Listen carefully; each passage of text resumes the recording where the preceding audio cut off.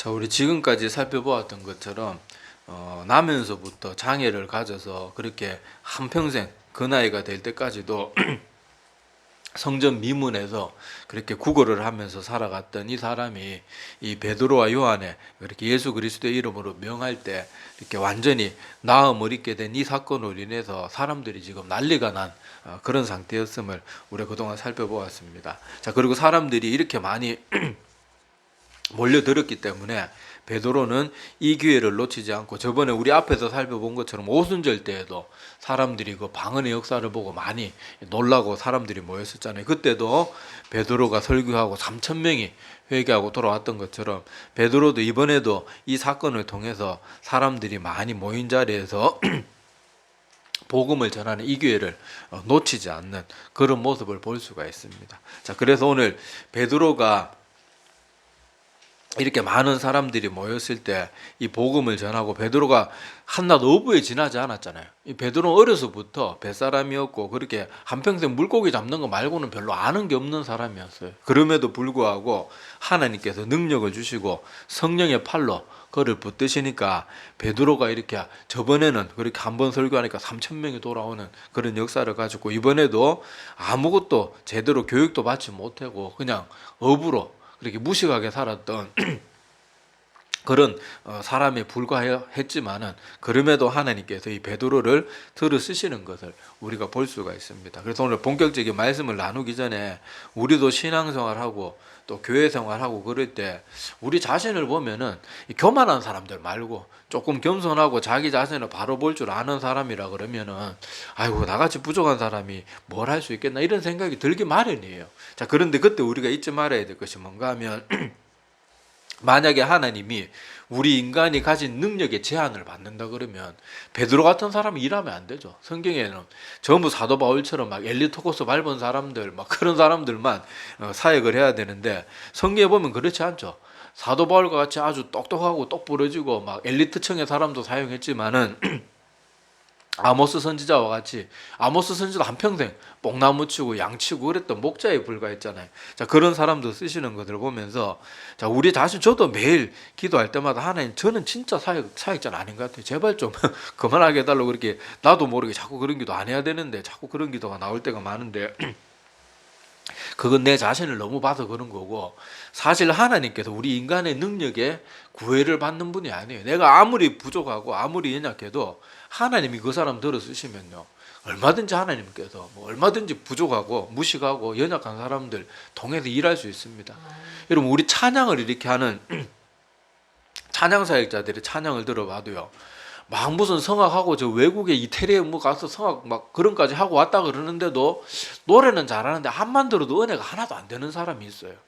그런데 약간 음정 박자도 안 맞고 뭔가 좀 약간 이게 좀 음악적으로는 좀 뭔가 아닌데 막 정말 마음에 하나님을 향한 감사가 가득해가지고 그렇게 아무 그냥 뭐 음악적 지식도 없고 학교도 제대로 안 나온 사람인데도 그렇게 하나님을 높이면서 찬송 부르는데 그게 하나님께도 기쁨이 되고 우리의 마음을 울리는 그런 힘도 나타나게 되는 거거든요. 그래서 그런 것을 보면 하나님은 일하실 때 어떤 사람의 능력 가지고 그 사람의 어떤 힘을 가지고 그걸 가지고 아, 저 사람이 이거 없으니까 쟤는 못 쓰겠다. 얘는 이런 능력이 출중하니까 얘는 써야 돼. 그런 게 아니라니까요.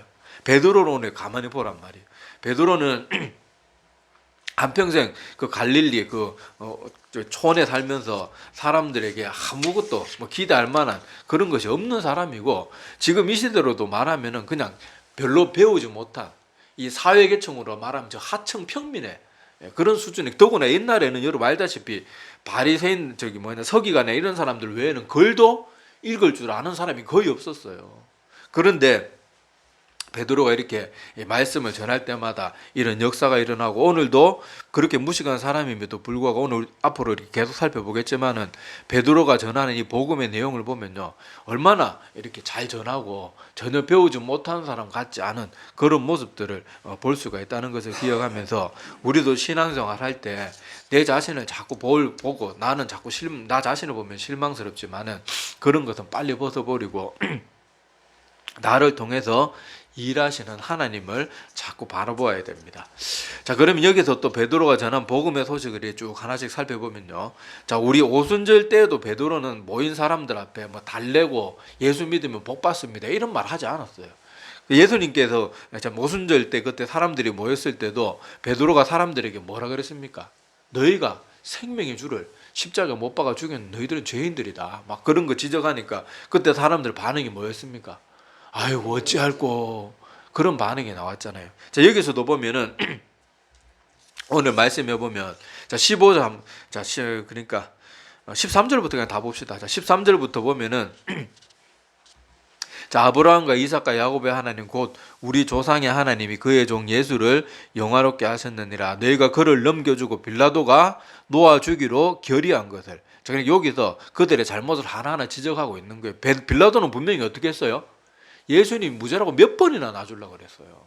처음에 말을 안 들으니까 이거 내 말이 지금 사람들이 이제 너무 흥분해서 내 말 안 먹히는구나. 그래 알아가지고 바나바를 세우죠. 바나바를 세웠는데도 갑자기 명절에 제수 하나 풀어주는 그런 관습을 예로 들면서 풀어주기로 하는 그런 관습이 있으니까 이 사람 풀어주자. 근데 사람들은 바나바를 차라리 놔줘라. 그래가지고 또 빌라도가 또 헤롯에게 예수님을 보내가지고 어떻게든 그 책임 면하려고 그렇게 하고, 다시 돌아왔을 때도 빌라도가 나는 이 사람에게 대해서 도저히 죄를 못 찾겠다. 이제 이 사람의 피는 너희들이 감당해라. 그럼 뭐까지 합니까? 손까지 씻어요. 그렇게 했지만은 결국 예수님을 십자가에 못 박은 것은 빌라도는 허락은 했지만 실질적으로 누가 못 박은 거예요? 이스라엘 백성들이 예수님을 십자가에 못 박게 한 거예요. 그리고 이스라엘 백성들은 누구에게 선동당했습니까? 대제사장들, 바리새인들, 서기관들. 그러니까 제가 늘 자주 말씀드리지만은 선동당하는 걸 가볍게 여기지 마세요. 세상에 이런저런 근거도 없는 소식들 듣고, 특히 정치나 이런 거 아무 근거도 없는 말 듣고 다른 사람 함부로 판단하고 정죄하고 미워하고 욕하고 저주하고 선동당하면요, 선동당했다고 봐주지 않아요. 선동당한 그 책임은 자기가 져야 됩니다. 이렇게 선동한 사람과 선동당한 사람들, 그 이스라엘 백성들 손에 예수님이 죽음을 맞이하게 되죠. 자, 그래서 여기 쭉 베드로가 그에 대해서 말합니다. 자, 14절에 너희가 거룩하고 의로운 일을 거부하고 도리어 살인한 사람을 놓아주기를 구하여 생명의 주를 죽였도다. 아주 이 사도 바울은 이 사도 베드로는요, 사람들 상처받을까봐 뭐 말을 요래조래 포장하고 돌리고 그렇게 하지 않아요. 그게 그 사람들을 위한다고 우리는 생각할지 모르지만 그게 그 사람 죽이는 거예요. 성경에 오늘 말씀에도 이렇게 나오지만은요, 우리가 구약의 선지서들을 봐도 그렇고 성경의 수많은 이 복음을 전하는 하나님께서 이렇게 하나님의 말씀을 전하는 방식을 보면요, 이게 항상 같아요. 항상 우리가 뭘 잘못했나 그걸 명확하게 하나님께서 가르쳐주고 그 다음에 너희가 회개하면 내가 이런 복을 주겠다. 그게 성경이 창세기부터 요한계시록까지 계속 그런 방식으로 하나님 말씀을 주세요. 근데 지금 우리 이 시대에는 어떻게 복음을 전하는가 하면요, 사람들이 죄인이라는 말 하는 걸 되게 싫어해요. 사실 이 땅에 살아가는 사람들 중에 죄인이 아닌 사람이 어디 있습니까? 근데 사람들이 당연히 하나님을 믿기 전에는 다짜고짜 죄인이다, 우리 죽을 죄인이다 그러면 듣기 좋아할 사람 없는 건 당연하긴 당연한데, 그렇다고 우리가 해야 될 말을 안 해서는 안 돼요. 그런데 지금은 어떻게 합니까? 사람들이 그런 말 듣기 싫어하니까 우리는 원래 복음 어떻게 전해져야 되는가? 이렇게 전해져야 돼요. 우리가 예수 믿고 죄사함을 받고 구원받아야 됩니다. 이게 복음이거든요. 그런데 사람들은 그 말을 사람들이 듣기 싫어하고 거북하게 여길까 봐 어떻게 전해요? 예수 믿으면 복 받고 모든 일이 잘 됩니다. 그러니까 우리는 성경하고 전혀 다른 걸 계속 전파하는 거예요. 그런 식으로 사람들이 그 말씀을 듣고 교회 와서 예수 믿고 11조도 하고 막 헌금하는데 더 잘 되는 게 별로 없어요. 심지어 여러분, 성경에 나오는 수많은 인물들 중에 하나님 잘 따라가지고 나중에 복 받은 사람도 많지만은 예수 믿는 것 때문에 또 하나님 열심히 따르는 것 때문에 순교당하고 핍박당하고 죽을 고비를 넘기는 사람들이 얼마나 많습니까? 다윗이나 이런 사람들처럼 말년에 막 예수 잘 믿하고 잘 됐다 이런 사람보다요, 성경에 보면은 예수 믿는 것 때문에 계속 하나님 섬기는 것 때문에 계속 고통당하고 핍박당하고, 이사야 선지자 같은 사람은 왕족임에도 불구하고 산채로 몸이 반토막 톱으로 잘려서 죽는 그런 죽임을 당했단 말이에요. 이건 뭐 성경이 말하는 우리가 지금 전하는 복음하고는 너무 틀린 거예요. 그래서 여기 오늘 베드로가 전하고 있는 것처럼요, 사람들에게 복음을 전할 때 그 사람 입장 잡고 생각하지 말아요. 물론 우리가 막 다짜고짜 막 죄인이다, 뭐 예수 지어 불신 막 너무 그렇게 전하는 것도 그건 지혜가 없는 거예요. 그런 말을 하긴 하되 지혜롭게 잘 할 필요는 있는 건 분명히 맞는 말인데, 이걸 빼먹으면 듣기 싫어한다고 빼면 안 되는 거예요. 여러분, 만약에 우리가 죄에 대한 언급이 없으면요, 이 복음에서 죄에 대한 문제가 빠지게 되면 예수님의 십자가도 필요 없는 게 되는 거예요.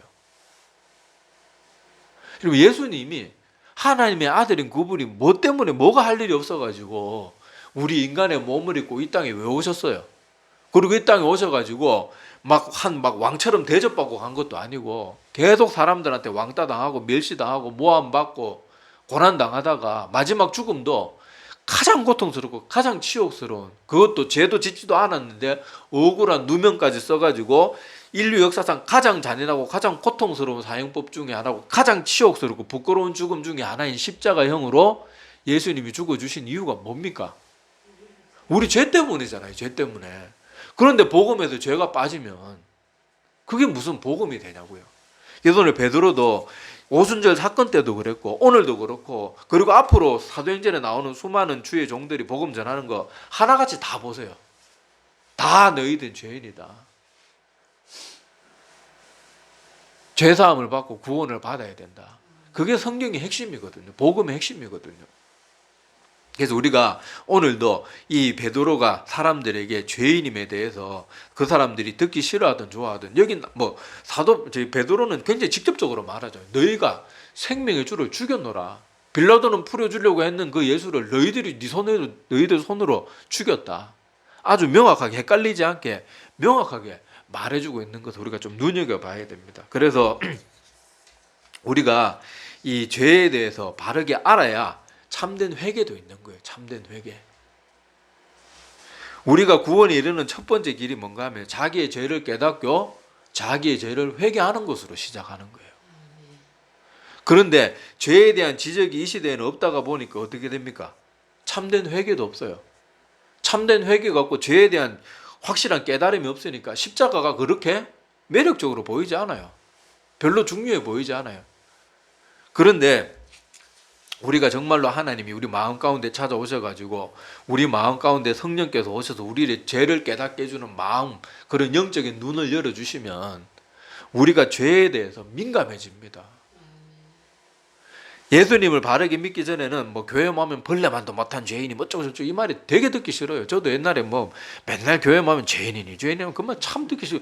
아니 난 그래도 학교 다닐 때도 착하게 살려고, 다른 애들 뭐 내가 무슨 비행 청소년도 아니고 다른 애들 두드려 패가지고 뭐 돈을 뺏은 것도 아니고, 아니 나름 착하게 해서 열심히 살았단 말이에요. 그래도 어렸을 때부터 주일학교에서 들은 건 있어가지고 그래도 평균 이상으로는 착하게 열심히 살았단 말이에요. 근데 뭐 교회 오면은 맨날 죄인이라고 그러고 듣기 싫어요.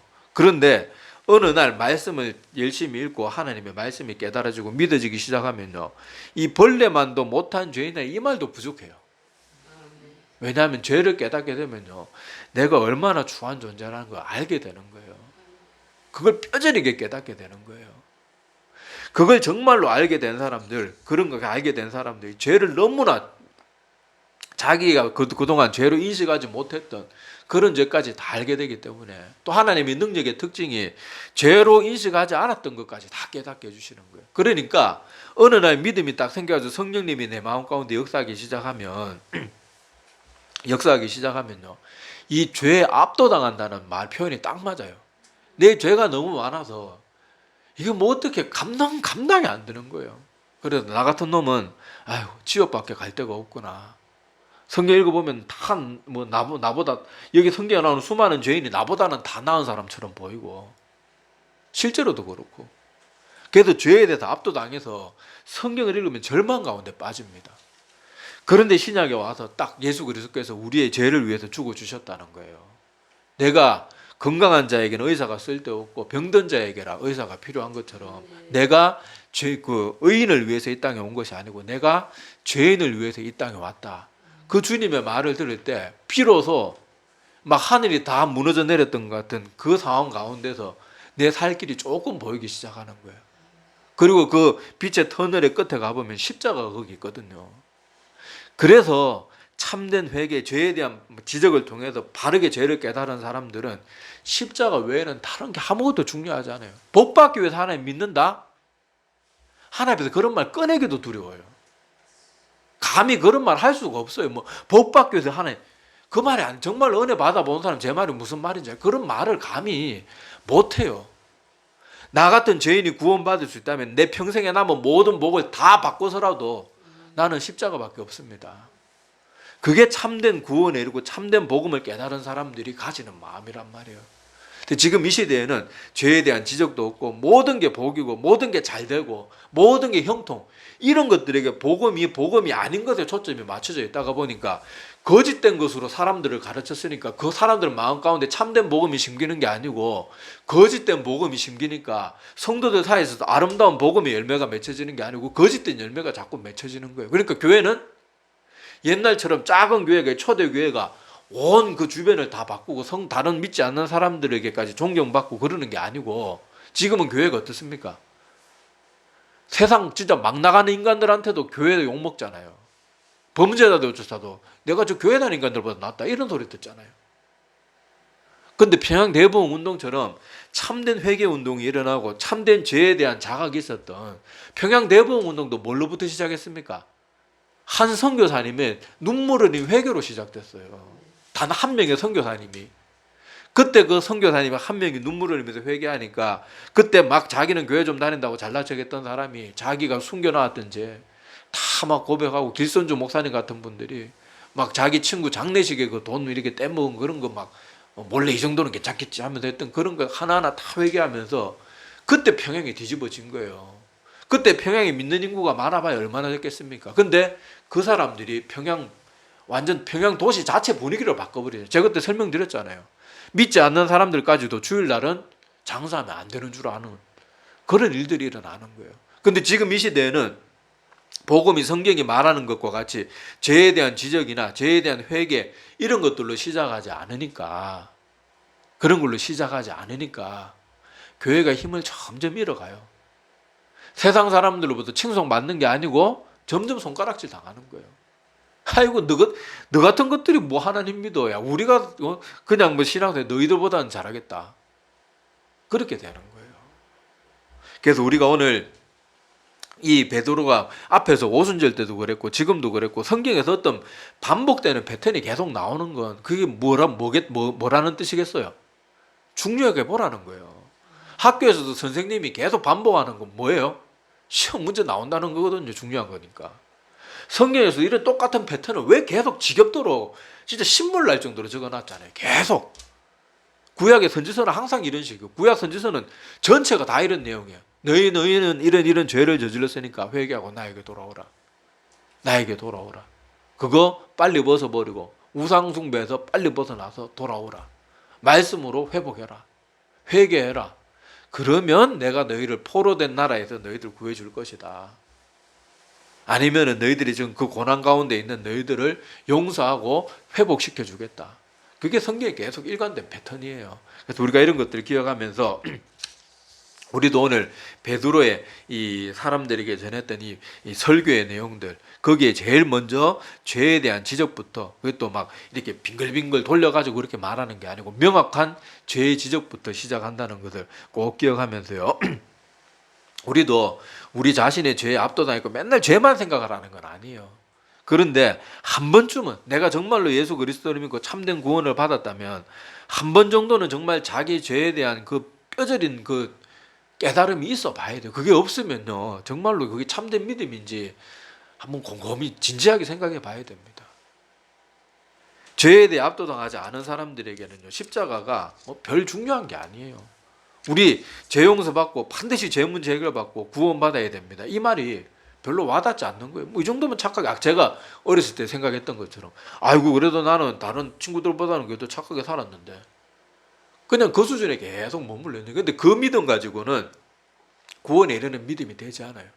구원에 이르는 믿음은 자기가 얼마나 하나님 앞에서 큰 죄인이고 절대로 구원받지 못할 어마어마한 죄악 가운데 빠져 있었다는 걸 정말 뼈저리게 깨닫고 하나님의 용서가 없으면 저는 절대로 구원받을 수가 없는 죄인입니다. 그래서 하나님 앞에 진심으로 회개하는 거. 그래서 주님밖에 나를 구원할 분이 없고 십자가 외에는 내가 이 지옥에서 벗어날 길이 없는 걸 뼈저리게 깨닫기 때문에 복인 이런 걸 붙드는 게 아니고 주님과 십자가만 붙드는 게 그게 복음이에요. 그게. 이걸 우리가 꼭 기억해야 됩니다. 꼭 기억해야 돼요. 지금 이 시대는 복음 아닌 게 사람들 마음 가운데 너무 깊이 자리 잡아 있어요. 너무 깊이 자리 잡고 있고 말로만 하는 회개, 애통함도 없는 회개, 가짜가 판을 치는 거예요. 가짜가 넘쳐나는 거예요. 사단이 지금 이 시대 쓰고 있는 방법은요. 그렇게 정품하고 우리 여러분들 보면은 뭐 이렇게 요새 뭐 구찌라든지 뭐 이런 명품백 그런 명품백이 하나 있으면 가짜 막 똑같이 만든 뭐 그런 것들 짝퉁이 판을 치잖아요. 그런 것처럼 사단이 쓰는 방법도 사람들 헷갈리게 하면 참된 회개가 뭔지 사람들이 헷갈리도록 자꾸 그냥 그럴듯한 회개 그런 거 다음 시간에는 회개에 대해서 조금 더 자세히 살펴볼 텐데 이렇게 그럴듯한 회개, 무늬만 있는 회개, 입술만 달싹달싹거리는 그런 가짜 회개 이런 것들을 통해 가지고 진짜 회개하고 자꾸 착각하게 만들어 가지고 진짜 구원에 이르는 회개와 구원에 이르는 그런 믿음 이런 것들이 이르지 못하도록 우리를 자꾸 비슷한 걸로 헷갈리게 만들고 또 그런 거짓된 성도도 우리 주변에 많이 둬가지고 그래 이 정도 믿으면 다 되는 거야. 이런 식으로 안심하게 만들어서 참된 구원에 이르지 못하도록 계속 우리를 방해하고 있다는 것을 꼭 기억해야 됩니다. 다음 시간에는 우리가 진짜 한 성경이 말하는 회개와 우리가 그냥 우리 흔히 생각하는 이렇게 잘못 알고 있는 회개, 구원과는 상관없는 그저 마음에 뉘우침만 있는 그런 회개와 그런 차이들에 대해서 다음 시간에 또 좀 더 자세히 나눠보도록 하겠습니다. 예, 기도드리겠습니다.